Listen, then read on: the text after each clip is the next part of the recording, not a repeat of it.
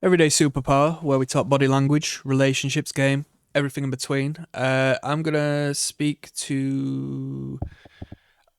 I mean, essentially, I want to get into the soul and spirit of the minds of the people who are a little bit fearful when it comes to approaching women who they perceive as higher value as them, and that's understandable because through your recognition of patterns in this world, you're aware of the sexual marketplace, and you're aware at one moment. Let me just plug this charger in.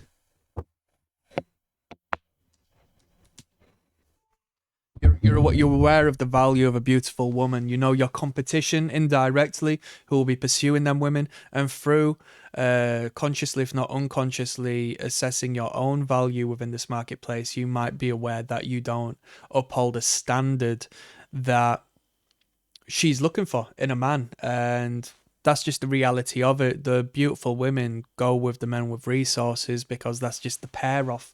That woman who's beautiful generally isn't going to go with a beautiful man. She's going to go with a beautiful man who has got money, who has got resource, who has got comfort, who's got security, and so on and so forth. That's the feminine imperative, whereas the masculine imperative is to essentially find good breeding stock, for lack of better term. That's the way it is. So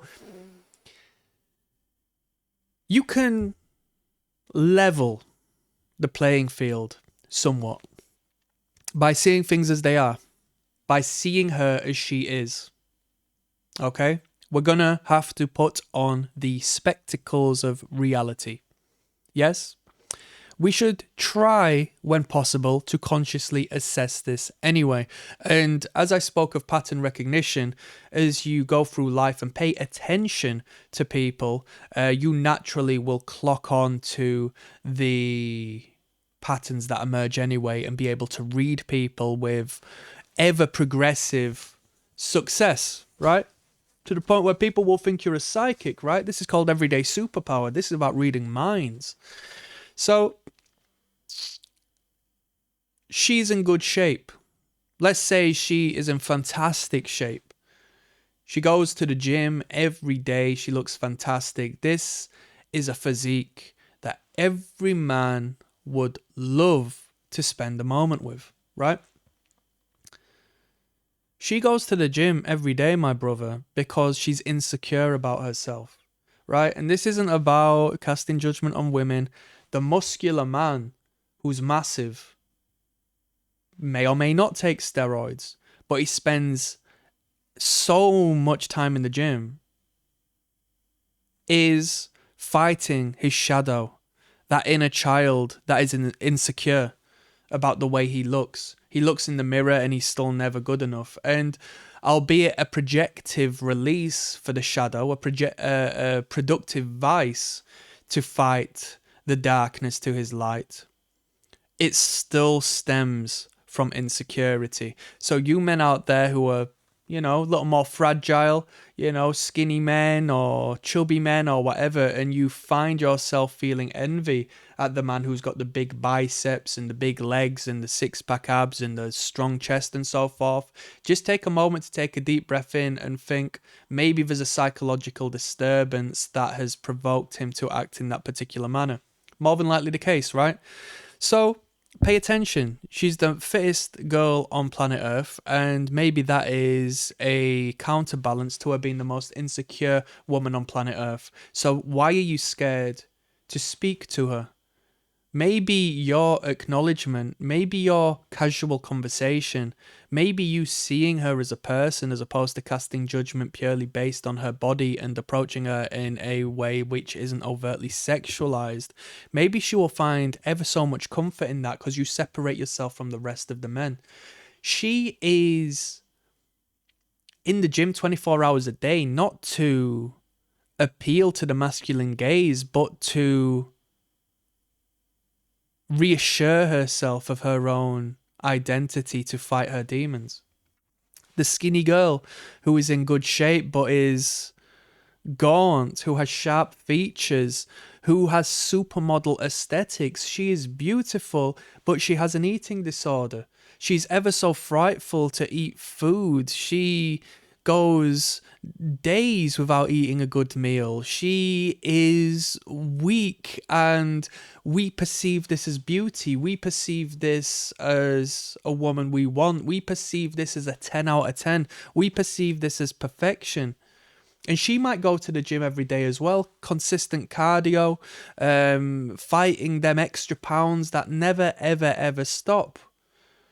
And we perceive these women as top tier. And I'm not saying these women aren't beautiful, right? I love a good looking woman as much as the next man, but I'm just telling you, see it for what it is, and don't pedestalize these ladies through your manufactured perception of how she's valued. And this is manufactured through Hollywood and the media and social media, emphasizing and concentrating and raising the magnifying glass to these conventions. There is a degree of biological reality when it comes to why a woman is perceived as more valuable as the next. But historically speaking, if you are to look at the paintings and the artworks and, you know, the pin-up models per se of them times, these items of lust through the masculine gaze, they didn't look like the women of today. So it was ever changing. Those women were an image of fertility.